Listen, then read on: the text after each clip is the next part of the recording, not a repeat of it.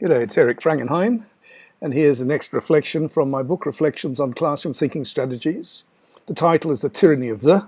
It's also to be found in my ebook, Cartoon Conversations. And it involves this strange little looking aeroplane. More about that later. 1989, I was consultant for Gifted and Talented in Central Queensland, and I went to the World Conference on Gifted and Talented in Sydney. It was a fantastic 5 days. Paul McCready is the man who ended this conference, and he's the man who invented the gossamer albatross. And he talked a great deal about the tyranny of the and how dangerous it is in critical and creative and even cooperative thinking. What happened is he'd won a tournament or a competition to build a man-powered aeroplane. And he called it the gossamer albatross. Now, he wasn't boastful, but he explained to us the reason why all the other aeronautical engineers who'd competed and why they had failed, because they'd all tried to build the aeroplane in the way it was always built, in the traditional, the orthodox way. And this, of course, meant with the big wings at the front and the small wings at the back.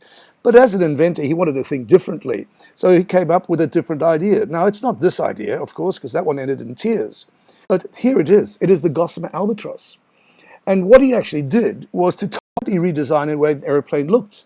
And in fact, if you see from left to right, the plane's going to the right. So he's got the small wings at the front and the big wings at the back.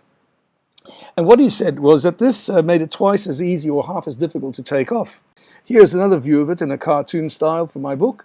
A very fit phys ed teacher cycling and pedaling with a propeller at the back and even flew it across the British Channel. So he said to us, the reason why they failed is because they were conventional. And he said, but it's more than that. It's their language. You think about this, he said.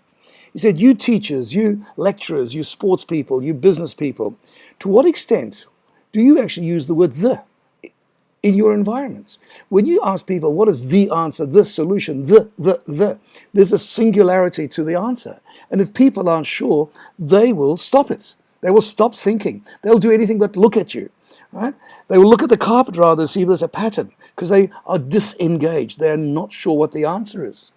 And so that weekend I came up with what I called the common thinking rule. It was quite simple, really.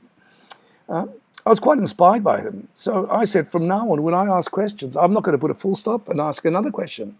So when I ask a question, I say, comma, and I encourage the people with me to come up with another answer, comma, another answer, because I want as many responses as possible.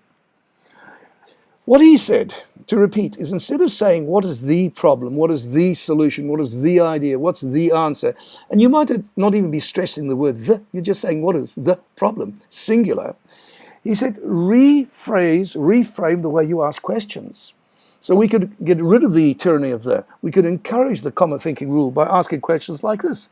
What are all the possible problems? What are all the possible solutions? What are all the possible ideas, etc.?